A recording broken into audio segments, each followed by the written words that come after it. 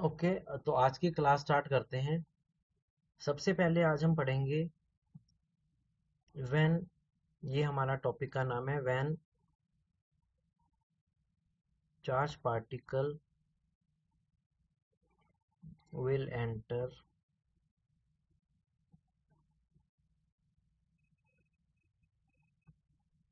Perpendicular to a given magnetic field. Right. अब हम देखेंगे कि अगर एक चार्ज पार्टिकल 90 डिग्री में एंटर करता है मैग्नेटिक फील्ड में तो क्या होगा। तो इसके लिए पहले हम डायग्राम बनाते हैं। लेट अस से ये अगेन यूनिफॉर्म मैग्नेटिक फील्ड दिखा रहा है किसी भी एक्सटर्नल सोर्स की।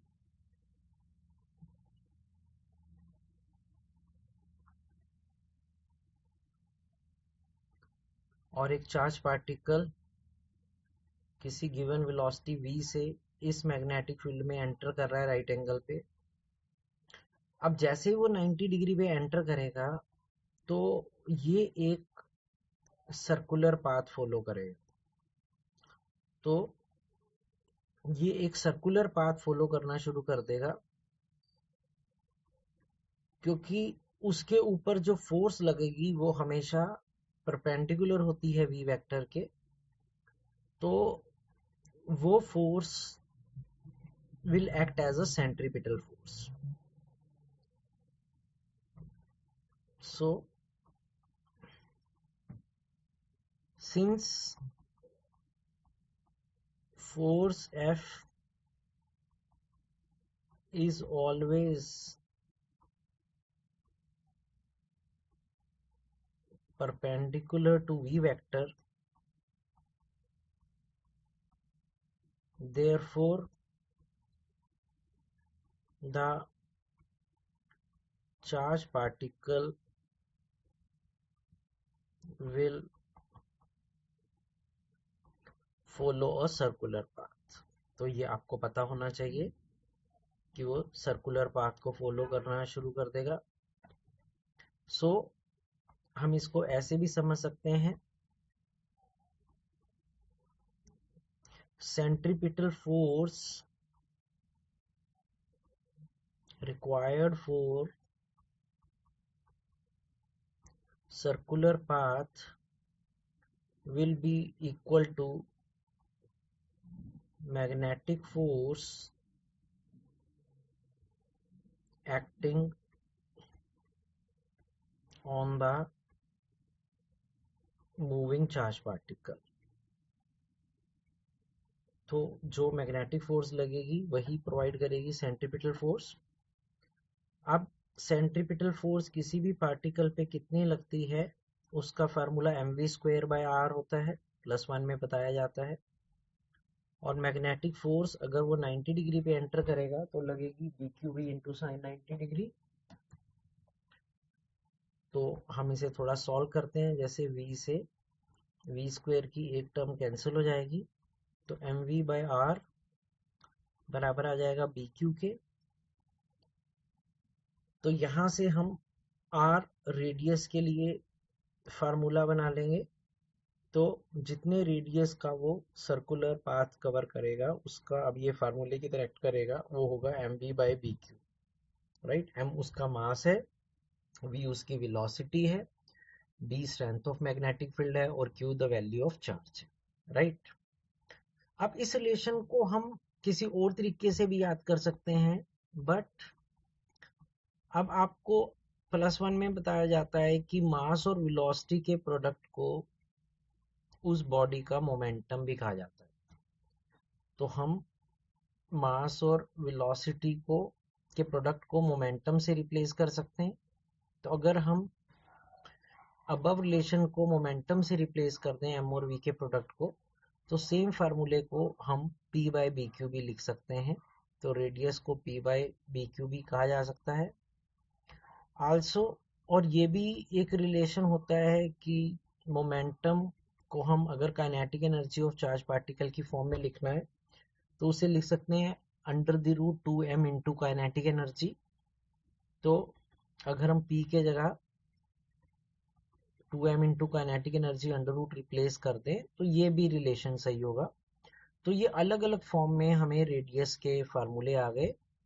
तो हम नेटशेल में ये कह सकते हैं कि जिस रेडियस का वो सर्कुलर टर्न लेगा उसको हम mv बाई बी क्यू भी लिख सकते हैं,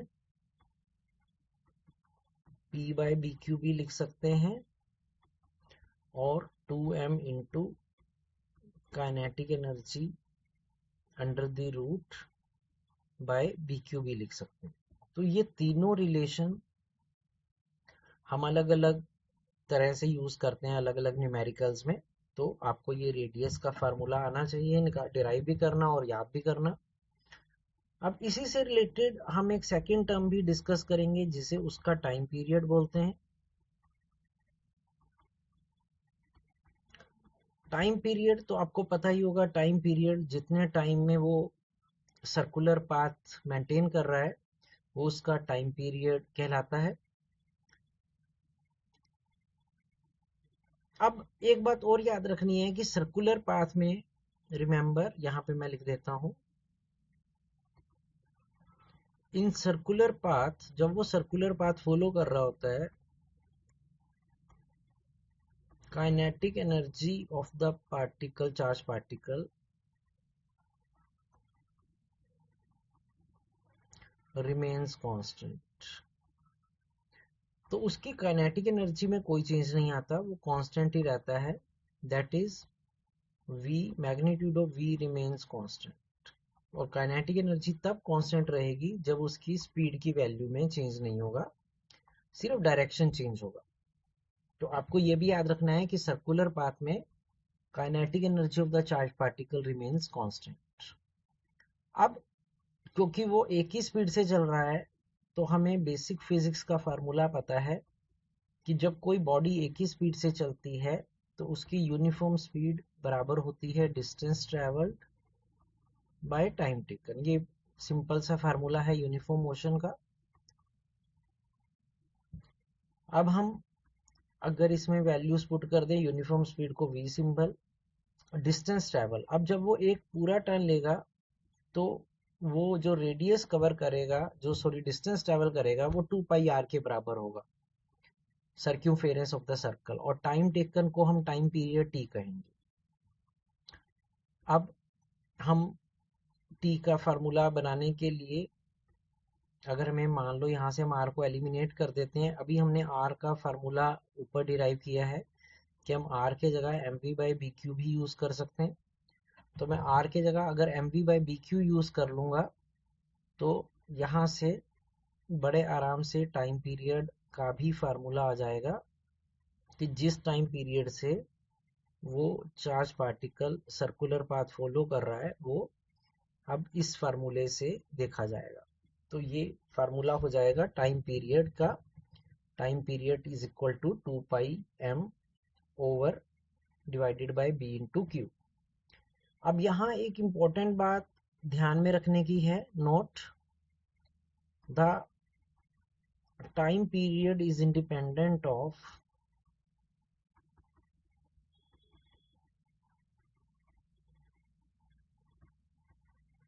रेडियस और velocity v of the charge particle. कि टाइम पीरियड ना तो रेडियस पे डिपेंड करता है ना वेलोसिटी पे डिपेंड करता है, क्योंकि ऊपर वाले फार्मूले में ना तो रेडियस आ रहा है ना वेलोसिटी आ रही है। यानी कि एक चार्ज पार्टिकल का, अगर एक ही चार्ज पार्टिकल है मतलब उसका मास भी फिक्स है, मैग्नेटिक फील्ड भी फिक्स है, चार्ज की वैल्यू भी फिक्स है, तो चाहे वो बिगर रेडियस का सर्कल ट्रेस करेगा तब भी जितना टाइम लेगा, और अगर एक स्मॉलर सर्कुलर पाथ को वो फॉलो करेगा तब भी उतना टाइम लेगा। तो जो टाइम पीरियड है वो ना तो रेडियस पे डिपेंड करता है ना स्पीड पे डिपेंड करता है। अगर स्लो स्पीड से एंटर करेगा तो स्लो, छोटा रेडियस का वो सर्कुलर पाथ फॉलो करेगा, और अगर लार्ज स्पीड से वो एंटर करेगा तो लार्ज रेडियस का सर्कुलर पाथ फॉलो होना शुरू कर देगा। तो उससे उसके टाइम पीरियड पे कोई फर्क नहीं पड़ेगा। तो ये दूसरा एक्सप्रेशन आपको याद रखना है। उसके बाद हम तीसरा फार्मूला डिराइव करते हैं जिसे कहते हैं एंगुलर स्पीड ओमेगा। हम उसकी एंगुलर स्पीड निकालना चाहते हैं।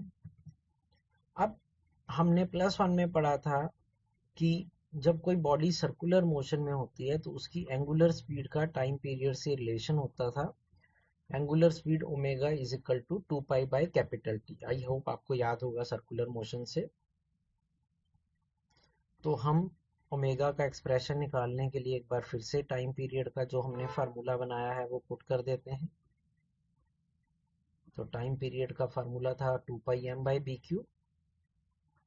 तो इसे हम सॉल्व करते हैं, ये डिवाइड होके बी क्यू ऊपर चला जाएगा, नीचे 2 पाई m रह जाएगा, 2 पाई से 2 पाई कैंसिल हो जाएगा। तो ओमेगा का भी हमारे पास अब रिलेशन आ गया कि omega B Q by M होता है। तो ये भी एक रिलेशन फार्मूला है। फोर्थ हम जो फार्मूला निकालेंगे उसे कहते हैं फ्रीक्वेंसी ऑफ रोटेशन। किस फ्रीक्वेंसी से वो रोटेट कर रहा है, मीन्स कितने number of complete circular path वो फॉलो करता है पर यूनिट टाइम टेकन। अब जैसे ओमेगा का टाइम पीरियड से रिलेशन है वैसे ओमेगा का फ्रीक्वेंसी से भी रिलेशन है कि ओमेगा को हम 2 पाई एफ भी लिख सकते हैं। तो अगर हम यहाँ से ओमेगा की जो वैल्यू ऊपर निकाली है अगर उसे पुट कर दें तो ओमेगा की जगह आ जाएगा B Q by M is equal to 2 pi F. तो यहाँ से हम अगर 2 पाई को लेफ्ट साइड ले जाएं तो हमारा ये फ्रीक्वेंसी का भी फार्मूला बन गया कि जो फ्रीक्वेंसी ऑफ रोटेशन होती है चार्ज पार्टिकल की वो किसके बराबर होती है, D Q by 2 pi M. तो ये सारे रिलेशन हो गए और कंसेप्ट हो गया कि अगर एक चार्ज पार्टिकल एक मैग्नेटिक फील्ड में परपेंडिकुलरली एंटर करता है तो वो सर्कुलर पाथ फॉलो करता है जिसका radius, time period, angular speed और फ्रीक्वेंसी के ये फार्मूले होते हैं। तो इसको अच्छे से देख लेना, नोट कर लेना। अब इस टॉपिक को पढ़ने के बाद हम एक और टॉपिक पढ़ेंगे, क्या, when charge particle enters obliquely. अब ऐसा तो नहीं है कि चार्ज पार्टिकल हमेशा राइट एंगल पे ही एंटर करेगा, वो कुछ एंगल पे भी एंटर कर सकता है। तो हमारा नेक्स्ट टॉपिक उसी को डील करता है। When charge particle will enter obliquely to a given magnetic field। तो हम इसको पहले डायग्राम बनाकर समझेंगे। फिजिक्स में डायग्राम का बहुत इंपॉर्टेंट रोल होता है। तो लेट अस से हम पहले वही यूनिफॉर्म मैग्नेटिक फील्ड को रिप्रेजेंट करें। तो ये हमारी जो पैरेलल लाइंस इक्वल स्पेसिंग पे हम ड्रॉ करेंगे वो यूनिफॉर्म मैग्नेटिक फील्ड रिप्रेजेंट कर रही है किसी सोर्स की। अब जैसे कि चार्ज पार्टिकल थोड़ा टेढ़ा एंटर कर रहा है ओब्लिकली, तो मान लो ये चार्ज पार्टिकल है और ये ऐसे टेढ़ा एंटर कर रहा है। तो ये ऐसे ओब्लिकली v स्पीड से एंटर कर रहा है और हम लेट कर लेते हैं कि वो मैग्नेटिक फील्ड के साथ थीटा एंगल बना रहा है, राइट। अब क्योंकि वो ओब्लिकली एंटर कर रहा है तो हम उसके वेलोसिटी के दो कंपोनेंट करके देख सकते हैं। Rectangular components of A vector +1 में बताया जाता है। तो उसके वेलोसिटी का एक कंपोनेंट जो पैरेलल टू मैग्नेटिक फील्ड होगा वो v cos थीटा होगा और दूसरा कंपोनेंट जो परपेंडिकुलर टू मैग्नेटिक फील्ड होगा वो v sin थीटा होगा, राइट। तो ये हमने rectangular components of a vector कर लिए। +1 में ऐसे बताया जाता है, कैसे करते हैं। अब क्योंकि v sin theta component perpendicular to magnetic field है तो इस कंपोनेंट के कारण ये सर्कुलर मोशन करना स्टार्ट कर देगा और v cos थीटा क्योंकि पैरेलल टू मैग्नेटिक फील्ड है तो उसके उसके ऊपर कोई फोर्स नहीं लगेगी, क्योंकि हमने पहले पढ़ा हुआ है कि अगर उसकी वेलोसिटी या उसका component parallel to magnetic field होता है तो उस पर फोर्स नहीं लगती, तो वो v cos थीटा से आगे मुड़ चलता जाएगा। अब वो गोल गोल घूम भी रहा है v sin थीटा कंपोनेंट के कारण, और v cos थीटा के कारण आगे भी बढ़ रहा है। अब अगर हम इन दोनों को कनेक्ट कर दें तो क्या होगा कि वो चार्ज पार्टिकल ऐसे सर्कुलर पाथ फॉलो करना शुरू कर देगा। तो क्योंकि वो गोल गोल घूम भी रहा है और साथ साथ आगे भी जा रहा है, तो v cos थीटा उसको आगे लेकर जा रहा है। v cos थीटा यहाँ से थोड़ा सा हम इसको यहाँ पे लिख देते हैं कि ये वाला कंपोनेंट v cos थीटा होगा। तो v cos थीटा कंपोनेंट के कारण वो आगे जा रहा है, जबकि v sin थीटा के कारण वो सर्कुलर पाथ फॉलो कर रहा है। तो वो कुछ ऐसा पाथ फॉलो करना शुरू कर देगा जिसको हम स्पाइरल और हेलिकल पाथ कहते हैं। तो ये एक नया कंसेप्ट हो गया कि जब भी चार्ज पार्टिकल ओब्लिकली एंटर करेगा तो वो एक सर्कुलर मोशन के साथ एक स्पाइरल पाथ को बनाएगा, राइट। अब हम इसके भी फार्मूले बनाकर देखते हैं। तो पहले हम इसके बारे में थोड़ा लिख सकते हैं। when charge particle will enter obliquely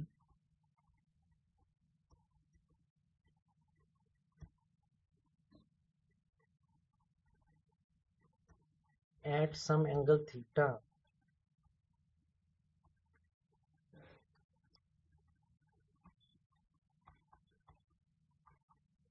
to the given magnetic field,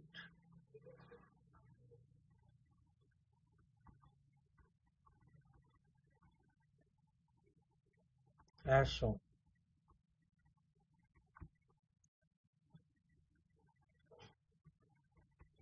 it will start following a spiral or helical path. This can be explained as follows. तो इसको हम कैसे एक्सप्लेन करेंगे?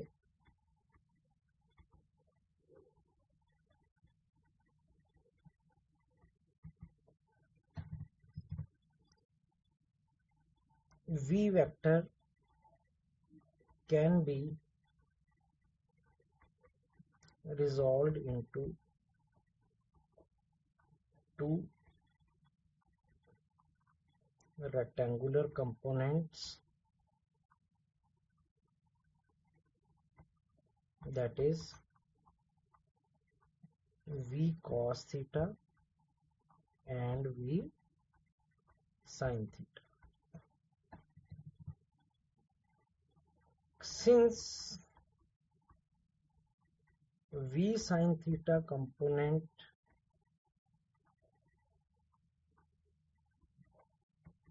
is perpendicular to magnetic field, so due to this component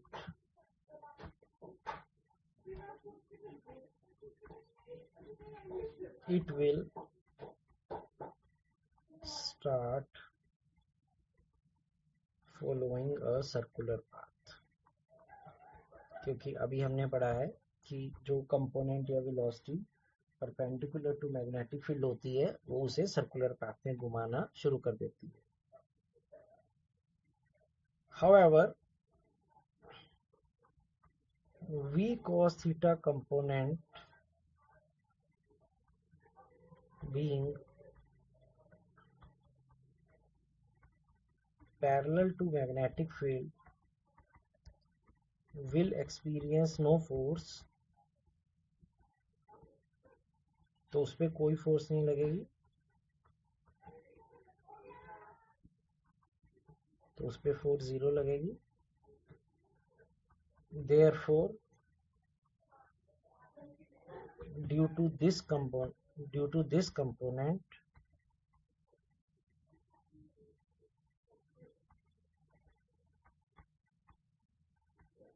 charge particle will keep moving forward, तो वो आगे चलता रहेगा।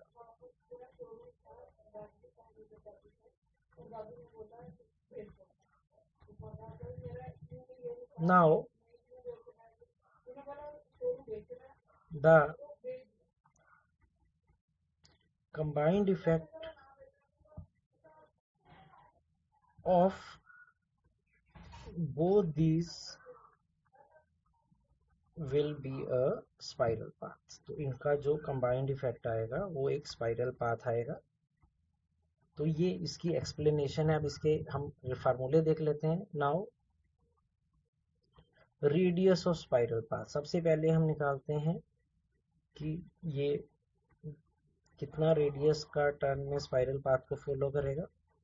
अब रेडियस का फार्मूला हमने सर्कुलर मोशन में पढ़ा है mv/bq, लेकिन यहाँ पर हम v नहीं लिखेंगे, v sin थीटा लिखेंगे, mv sin theta by bq, क्योंकि यहाँ पे वेलोसिटी वेक्टर 100% नहीं परपेंडिकुलर है, उसका एक कंपोनेंट परपेंडिकुलर है, तो mv sin theta by bq, तो ये रेडियस ऑफ स्पाइरल पाथ हो जाएगा। और एक और टर्म होती है जिसे कहते हैं pitch of the helix, also pitch of the helix. अब ये पिच ऑफ द हेलिक्स क्या होती है? अब ये चार्ज पार्टिकल यहाँ से मूव होना शुरू हुआ और ऐसे circular path, helical path follow कर रहा है। पिच ऑफ द हेलिक्स होता है कि जितना डिस्टेंस वो फॉरवर्ड मूव करेगा, जिस टाइम में वो चार्ज पार्टिकल एक सर्कुलर टर्न लेगा, वो उसका पिच ऑफ द हेलिक्स कहलाता है। तो पिच ऑफ द हेलिक्स हम लेटर से एक्स सिंबल से डिनोट करते हैं, तो इसे हम कैसे डिफाइन कर सकते हैं? The forward distance moved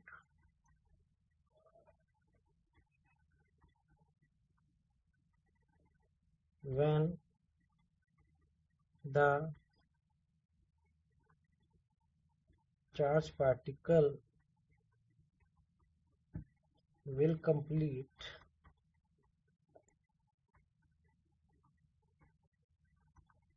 one circular turn, right. तो ये इसकी एक तरह से डेफिनेशन या कंसेप्ट हो जाएगा। नाउ अब इसका फार्मूला बनाते हैं। अगेन क्योंकि वो फॉरवर्ड डायरेक्शन में एक यूनिफॉर्म स्पीड से चल रहा है, तो हम सबको यूनिफॉर्म स्पीड में डिस्टेंस ट्रेवल का फार्मूला पता है। Distance travelled is equal to uniform speed into time taken. अब डिस्टेंस ट्रेवल को हमने pitch of the helix x कहा है।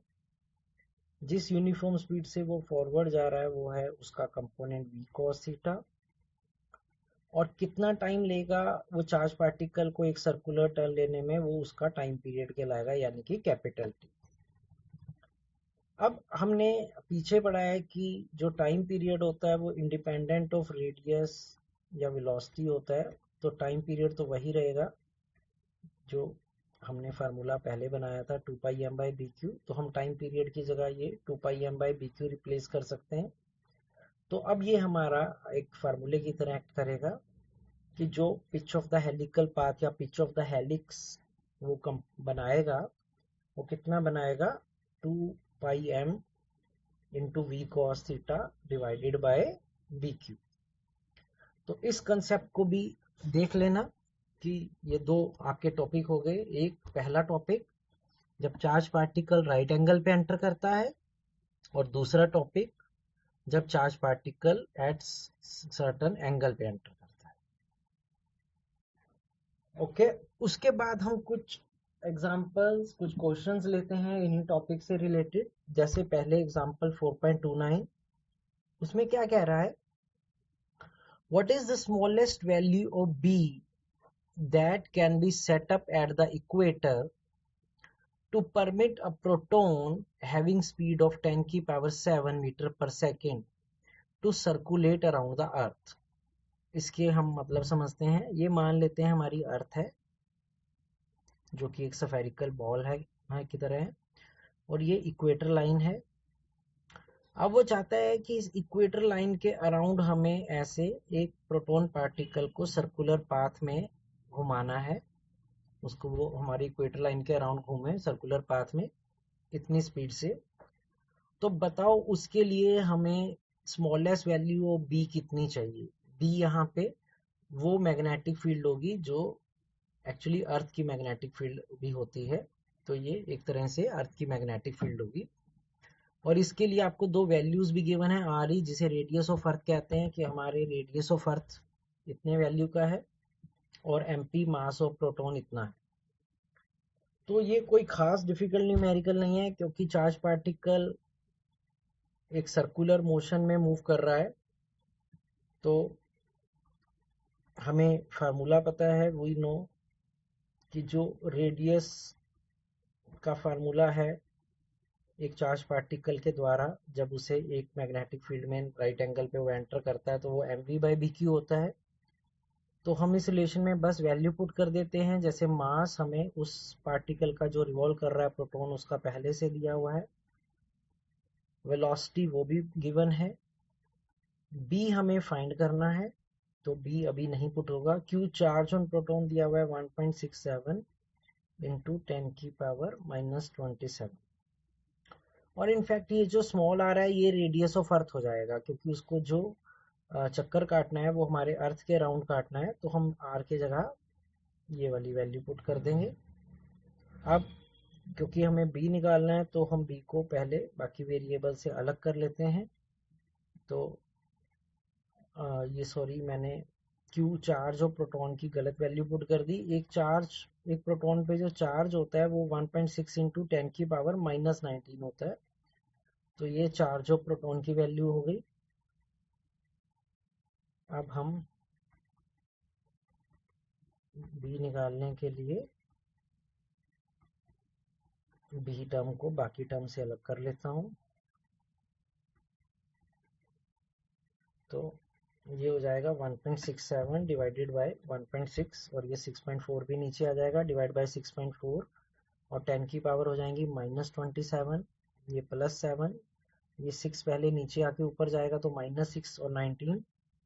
अगर हम इसको सोल्व कर लें तो ये आंसर हो जाएगा 1.6 इंटू 10 की पावर -8 टेस्ला। तो ये हमारा आंसर हो जाएगा कि हमें इतनी मैग्नेटिक फील्ड सेटअप करनी होगी। आई होप आपको ये न्यूमेरिकल समझ में आ गया होगा। ओके, उसके बाद एक और क्वेश्चन लेते हैं। ये इम्पोर्टेंट क्वेश्चन है, बोर्ड एग्जाम में भी ऐसा आ जाता है और कंपटीशन में भी, तो इसे पढ़ते हैं। इसमें क्या कह रहा है, a proton and an alpha particle accelerated through some potential difference enter in a region of uniform magnetic field with their velocities perpendicular to the field. Compare the radii of circular path followed by them. तो हमारे पास एक जगह पर potential या potential difference है, तो दो अलग चार्ज पार्टिकल हैं प्रोटॉन और अल्फा, पहले उन्हें एक पोटेंशियल डिफरेंस से ऐसे एक्सेलरेट कराया जाता है, और जब वो एक्सेलरेट करके एक पर्टिकुलर स्पीड पकड़ लेते हैं तो हम उसको एक परपेंडिकुलर मैग्नेटिक फील्ड में एंटर करवा देते हैं, दोनों चार्ज पार्टिकल को अलग अलग वन बाय वन। अब दोनों चार्ज पार्टिकल जब एंटर करेंगे तो of course circular path follow करना शुरू कर देंगे, यही हमारा कंसेप्ट है। तो हमें उनके रेडियाई को कंपेयर करना है कि उनका रेडियाई का रेशो क्या होगा, कौन बिगर रेडियस का सर्कुलर पाथ फॉलो करेगा और कौन स्मॉलर, राइट। तो इस क्वेश्चन को हम करने की कोशिश करते हैं। तो अब सबसे पहले क्योंकि उसे पोटेंशियल डिफरेंस से पास कर रहे हैं, तो ये एक कंसेप्ट हमने पहले भी किया हुआ है इलेक्ट्रिक पोटेंशियल चैप्टर में। Work done by electric potential, जब भी किसी चार्ज पार्टिकल को इलेक्ट्रिक पोटेंशियल या पोटेंशियल डिफरेंस से पास किया जाता है, तो इलेक्ट्रिक पोटेंशियल उस पर कुछ वर्क डन करता है उसे पुश करने में, जो बराबर होता है उसके चेंज इन काइनेटिक एनर्जी की।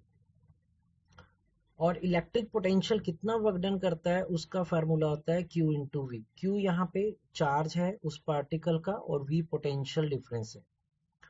और change in kinetic energy generally होती है फाइनल माइनस इनिशियल। अब हम फाइनल काइनेटिक एनर्जी को KE कह देते हैं, इनिशियल 0 होगी क्योंकि स्टार्टिंग में चार्ज रेस्ट पे रखा था। तो एक तरह से हमने काइनेटिक एनर्जी का रिलेशन निकाल लिया Q इंटू वी के टर्म में। नाउ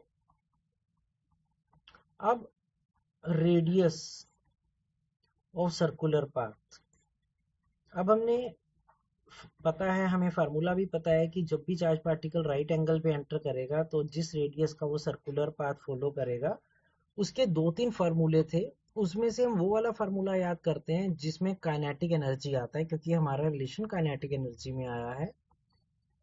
तो ये हो जाएगा 2m into kinetic energy under the root by BQ। ये फार्मूला था रेडियस का, राइट। तो हम उसके रेडियस को लिख सकते हैं under the root 2m into kinetic energy by BQ।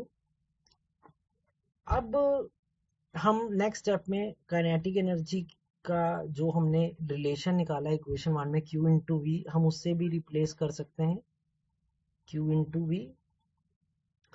और नीचे वाले Q को हम अंडर रूट के अंदर ही ले जाते हैं, तो वो अंडर रूट के अंदर जाने पर Q स्क्वायर लिखा जाएगा। बेसिक मैथ्स है, क्योंकि Q स्क्वायर वाली टर्म बाहर आती है अंडर रूट के तो Q हो जाती है, और अगर Q अंडर रूट अंदर जाएगा तो Q स्क्वायर हो जाएगा। इसको इसलिए अंदर लेके गए ताकि ये Q से Q कैंसिल हो सके एक पावर में। तो यहाँ से हमारा रेडियस बराबर आ गया 1/b into under the root 2mv/q। तो अभी तक रेडियस का हम यहाँ तक पहुंच गए। अब दोनों चार्ज पार्टिकल के लिए b भी कौन सेम है, v भी सेम है। तो इसका मतलब जो रेडियस ऑफ सर्कुलर पाथ होगा वो किसके डायरेक्टली प्रोपोर्शनल होगा, अंडर द रूट m/q। क्योंकि इन दोनों चार्ज पार्टिकल का मास और चार्ज अलग अलग है, बाकी जो फिजिकल क्वांटिटी इस रिलेशन में आ रही है वो दोनों के लिए सेम है, यानी कि वो कांस्टेंट है। Since b and v are constant values, तो हम कांस्टेंट वैल्यूज को इज इक्वल टू के जगह अगर प्रोपोर्शनैलिटी से रिप्लेस करते हैं तो कांस्टेंट वैल्यू लिखने की जरूरत नहीं होती है। 2 नंबर तो पहले ही कांस्टेंट, तो 2b और v तीनों कांस्टेंट वैल्यू हैं, तो इसका मतलब रेडियस किसके डायरेक्टली प्रोपोर्शनल हो जाएगा, अंडर द रूट m/q के। अब क्योंकि हमें इन्हें कंपेयर करना था तो कंपेयर में हम radius of proton by radius of alpha particle लिख लेंगे। अब क्योंकि ये m/q के डायरेक्टली प्रोपोर्शनल है अंडर रूट में, तो इसे लिखा जाएगा mp/qp into q alpha by m alpha, right.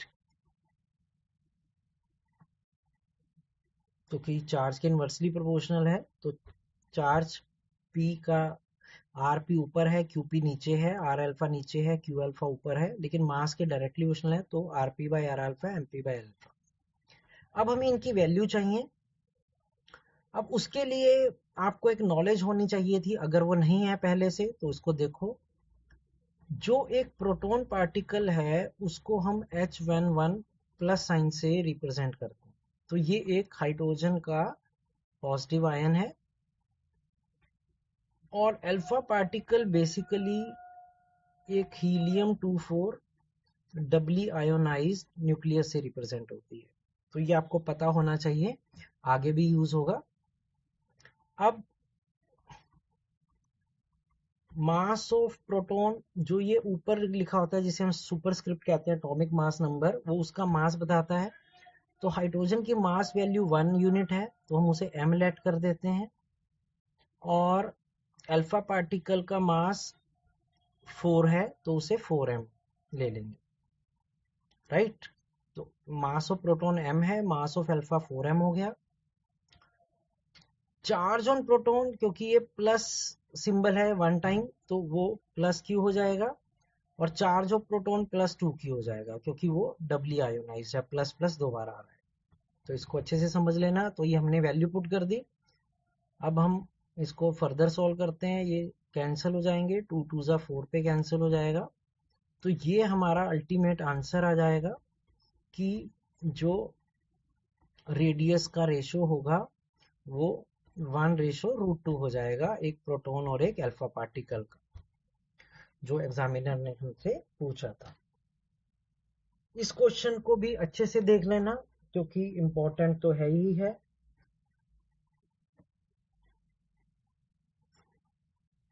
So that's it for today's class. We will meet in the next class. इसको अच्छे से देख लेना हर चीज़ों को और अपनी नोटबुक में नोट कर लेना।